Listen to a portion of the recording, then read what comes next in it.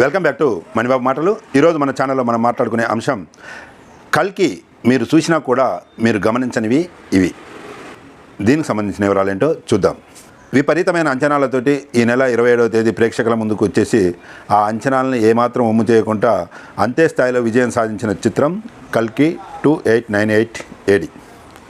Rebel star Prabhas, creative director Nag Ashwan కాంబినేషన్లో ప్రతిష్టాత్మకమైన Vyjayanthi movies banner పైన ముందుకొచ్చిన ఈ చిత్రం పాన్ ఇండియా స్థాయిలో సూపర్ డూపర్గా హిట్ అయింది.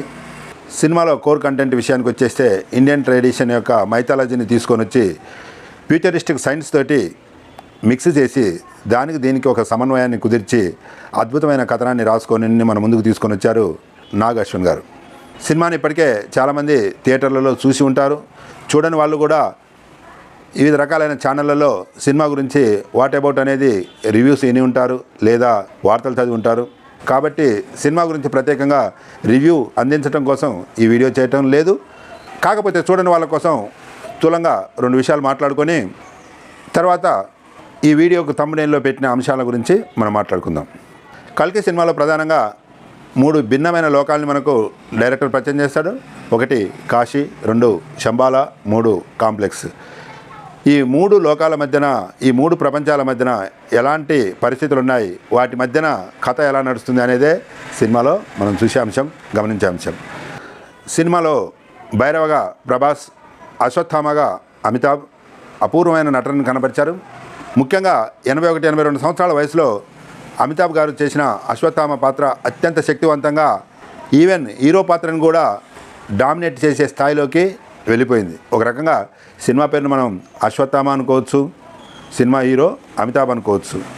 అలాగని ప్రభాస్ పాత్ర కూడా ఏమాత్రం తీసిపోలేదు. అంతటి శక్తివంతమైన పాత్రకు సరైన థ్రెట్ ఇచ్చేలాగా అక్కడ రెబల్ కటౌట్ మాత్రమే సరిగ్గా నప్పింది.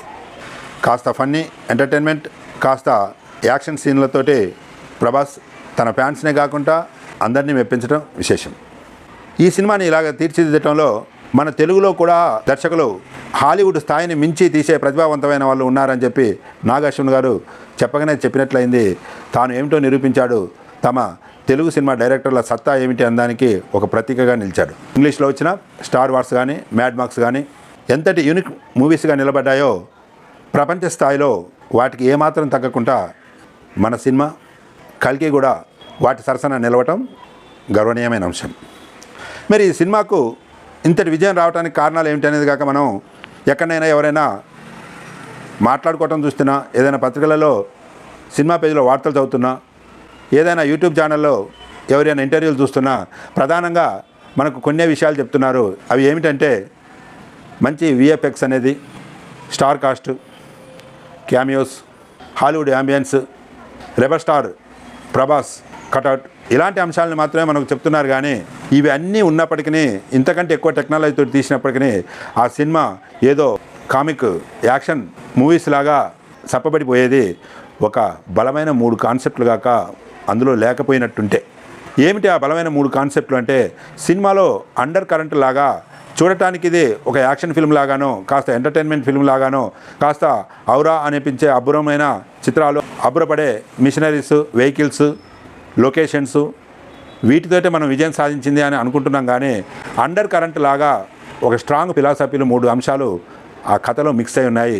దర్శకుడు ఇలాంటి సీరియస్ అంశాలని ఇలాంటి సినిమాలో చొప్పించడం ఆయన ప్రతిభకు నిదర్శనం. ఏమిటి ఆ అంశాలంటే, number 1 environmental awareness, number 2 communism, number 3 materialism. ఈ పేర్లు ఇంత కొత్తగా ఉన్నాయి. ఇవన్నీ కూడా ఎలాంటి మార్కెట్ లేని సరుకుల్లాగా ఉన్నాయి. ఇంత గిరాకీ లేని విషయాల్ని ఆ సినిమాలో ఎప్పుడు పెట్టాడని మనం అనుకుంటాం. దీనిలో మొదటి అంశం విషయానికి వద్దాం, ఎన్విరాన్మెంటల్ అవేర్నెస్. అసలు సినిమా మొత్తంలో కూడా మనం చూస్తున్నట్టుంటే ఆ కాశీలో కానీ, శంబాలాలో కానీ ఎక్కడ కూడా మనకు జీవజాలం అనేది, జీవ పదార్థం అనేది మనకు కనిపించిన దాఖలాలు ఉండవు. ఎప్పుడో ఒకసారి 2 ఆకులు ఏదో మొక్కకు మొలుస్తుంటే దాన్నే అపురూపంగా అందరూ భావిస్తూ చేతులతోటి సృజిస్తూ చూడటం తప్ప ఒక పక్షి కానీ, ఒక జంతువు కానీ, ఒక చేప కానీ ఎలాంటి జీవజాలం మనకు స్క్రీన్ మీద కనిపించదు. దీన్ని బట్టి మనం అర్థం చేసుకోవచ్చు పర్యావరణం అప్పటికి ఎంతగా విఘాతం జరిగింది, పర్యావరణం అప్పటికి ఎంతగా సర్వనాశనం అయిపోయి ఉన్నదో మనం కాస్త ఊహించుకోవచ్చు. ఒకసారి ఏదో వెహికల్ ఇలా పోతూ కింద ఒక మట్టిని ఒక బాలుడు పట్టుకుంటే ఏమిటి అది అని చెప్పి ఒక నిర్జీవ పదార్థాన్ని పట్టుకుంటే ఎందుకు పట్టుకున్నాం అన్నట్లుగా తోటి బాలుడు అడిగే పరిస్థితి ఆల్రెడీ మనం సేవ్ సాయిల్ ఉద్యమాల్లో మనం చూస్తున్నాం. ఇంకొక 80 పంటల తర్వాత భూమి మొత్తం కూడా నిస్సారం అయిపోయి మట్టి దేనికి పనికి రాకుండా పోతుంది అనేది ఎన్నో ఎన్విరాన్మెంటల్ అవేర్నెస్ ప్రోగ్రామ్స్లలో చెప్తున్నారు, సైంటిస్టులు హెచ్చరిస్తున్నారు. అది ఇప్పుడు ఈ 2024లో మరి ఇంకా 800 సంవత్సరాల తర్వాత పరిస్థితి ఎంత భయంకరంగా ఉంటుందనేది దర్శకుడు చెప్పకనే చెప్పాడు. అసలు జీవ పదార్థం అనేది మనిషి తప్ప ఎలాంటి చీమ కూడా మనకు స్క్రీన్ మీద కనిపించకపోవటం అనేది మనం గమనించవచ్చు. అదేవిధంగా ఫంక్షన్లు అవుతుంటే ఎన్నో ఆహార పదార్థాలను వృధాగా పోనిస్తుంటాం. ఇంకా మన వృధా గురించి చెప్పాలంటే మనం ప్రతి ఒక్క శక్తిని, ఎలక్ట్రిసిటీని వృధా చేస్తాం, నీళ్లను వృధా చేస్తాం, ఆహారాన్ని వృధా చేస్తాం. ప్రతి ఒక్క సహజ వనరుని మనం వృధా చేసుకుంటూ ఉంటాం. కానీ పరిస్థితులు ఎంత భయంకరంగా ముందు ఉండబోతున్నాయి అనే దానికి ఒక తార్కాణం ఒక్క యాపిల్ పండుని, అది కూడా తిని పారేసిన దాన్ని విసిరి పడేస్తే 100 మంది దానికోసం యుద్ధం చేసినట్టుగా అల్లాడే పరిస్థితి. వర్షాలు అనేవి అసలు జాడ కూడా లేవు. మూవీ మొత్తంలో వర్షం ఒకేసారి వస్తుంది. ఆ ఒకేసారి వర్షం రావటాన్ని శంబాలాలో ఎంత మహాద్భుతంగా చూశానంటే సాక్షాత్తు దేవుడు రాకకే సూచికగా దాన్ని భావించే పరిస్థితి. అంటే వర్షాలు ఎంతగా భూమికి పెడముఖంగా పోయాయో మనం అర్థం చేసుకోవచ్చు. అలాంటి పరిస్థితులు ఇప్పుడు ఈరోజు కూడా వస్తున్నాయి. ఎంతోమంది రైతులు ఋతుపవనాలని నమ్ముకొనుండి తీరా ఇప్పుడు అవి రాక ఆకాశంకి వెళ్ళి దిగాలుగా చూసే పరిస్థితి ఇప్పుడు ఈ 2024లోనే ఉంది. మరి అప్పటికి అసలే వర్షాలు లేని పరిస్థితి ఎంత భయంకరంగా ఉంటుందనేది కూడా డైరెక్టర్ నాగ్ అశ్విన్ గారు చాలా ప్రతిభావంతంగా చిత్రీకరించారు. ఎక్కడ ఆయన నీతి వాక్యాలు వినిపించుకుంటూ సోది చెప్పలేదు. కానీ ఆ పిక్చరైజేషన్లోనే మనం చూస్తుంటే ఏ మాత్రం అవగాహనతోటి ఆలోచించే వాళ్ళకైనా భయంకరమైన పరిస్థితులు ముందు ఎలా ఉన్నాయి, మనం మనుషులుగా మన ముందు తరాల కోసం ఈరోజు చేయాల్సిన పనులు ఏంటి అనేది ఆలోచించుకుంటే ఎంతో లోతైన సబ్జెక్ట్ని ఎంతో కమర్షియల్ సినిమాలో డైరెక్టరు ఇండైరెక్ట్గా చెప్పడం జరిగింది. సహజ వనరులు అడుగంటిపోవటం, వర్షాలు అడ్రస్ లేకుండా పోవటం, జీవజాలం కనుచూపు మేరలో లేకపోవటం, ఇలాంటి పరిస్థితుల్ని మరో పరోక్ష ఉదాహరణతోటి కూడా ఆయన చెప్పడం జరిగింది. ఎక్కడ అంటే ఒక చిన్న బౌల్లో అది ఏమిటో తెలియదు, అదేనా అత్యంత విలువైన కోహినూరు వజ్రమా అనుకుంటాం, లేకపోతే ఏదైనా శక్తివంతమైన పరికరం అనుకుంటాం. తీరా దాన్ని ఇట్లా ఓపెన్ చేస్తే అందులో ఉండేది ఒక కోడిగుడ్డు. ఒక తినే కోడిగుడ్డు ఎంత అపురూపమైంది అనేది, ఎంత అపురూపం అవుతుంది ఆ కాలానికి అనేది ఆలోచించుకోవాల్సిన అంశం. ఇలాంటి ఎన్విరాన్మెంటల్ అవేర్నెస్కి సంబంధించిన ఎన్నో అంశాలని సినిమాలో డైరెక్టర్ చాలా చక్కగా కథకు అనుగుణంగా ఇన్పుట్ చేయడం జరిగింది. ఇక రెండవది మనం మాట్లాడుకున్నట్టుగా కమ్యూనిజం. ఇలాంటి science oriented futuristic movie, that మళ్ళీ కమర్షియల్ మూవీలో కమ్యూనిజం ఎక్కడిది, కమ్యూనిజం గొడవ ఏంటి అనేది కనుక మీరు అనుకుంటే పప్పులో కాలేసినట్టే. సినిమాని అసలే బ్యాక్గ్రౌండ్లో నిలబెట్టిందే కమ్యూనిజం ఎజెండా. ఎప్పుడో 25 సంవత్సరాల క్రితం ఒక సినిమా కోసం పరచూరి గోపాలకృష్ణ గారు రాసిన ఒక సంభాషణ బాగా గుర్తుంది. అది ఏమిటంటే ఒక విలన్ పాత్రతోటి ఆ డైలాగ్ చెప్పించాడు. ఏమిటి ఆ డైలాగ్ అంటే, పేదలదేముందండి, పేదలు స్వాతంత్రం రాకముందు 100 ఏళ్ల క్రితం ఉన్నారు, స్వాతంత్రం వచ్చినప్పుడు ఉన్నారు, తర్వాత ఇంకా 100 ఏళ్ల తర్వాత కూడా వాళ్ళు అలాగనే ఉంటూనే ఉంటారు అని చెప్పడం జరుగుతుంది. సేమ్ ఆ డైలాగ్ని కనుక మళ్ళీ మనం ఇప్పుడు రిపీట్ చేసుకుంటే 100 ఏళ్ళు కాదు కదా, 800 సంవత్సరాల తర్వాత కూడా పేదలు ఇలాగనే ఉంటారా, పేదల పోరాటం ఇలాగనే ఉంటుందా అనేది కల్కి మూవీలో మనకు కనిపించే విషయం. అందుకే చంబాల ప్రాంతం వాళ్లకు అణిచివేయబడ్డ ప్రజలు ఈరోజు చంబల్ లోయాల ఏమైతే ముత్తుకుంటున్నారో చంబాల ప్రాంతం వాళ్ళు ప్రజలు కూడా అదే ముత్తుకున్నటం జరిగింది, అదే నినాదాలు ఇవ్వటం జరిగింది. దానికి మనం కమ్యూనిజం అని పేరు పెట్టుకున్నా, తిరుగుబాటు అని పేరు పెట్టుకున్నా, ఏది పెట్టుకున్నా సరే దానిలో అంతర్లీనంగా ఉన్నది పోరాటమే. అందుకే ఇటు కాశీ ప్రాంతాల ప్రజలు కానీ, అటు చంబాల ప్రజలు కానీ వారి నిరంతర పోరాటము పైన ఉన్న, పై స్థాయిలో ఉన్న, పై వర్గీయులైన కాంప్లెక్స్ సమూహంతో. ఈరోజు మనం అనేది ఉన్నత స్థాయిలో, దిగువ స్థాయిలో అనుకుంటున్నాం. సినిమాలో ఉన్నత స్థాయిని కాంప్లెక్స్గా చూపెట్టడం జరిగింది, దిగువ స్థాయిని చంబాలాగా చూపెట్టడం జరిగింది.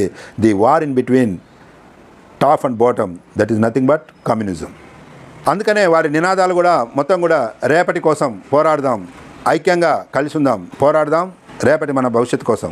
ఇలాంటి నినాదాలు పదే పదే మనకు మూవీలో వినపడుతుంటాయి.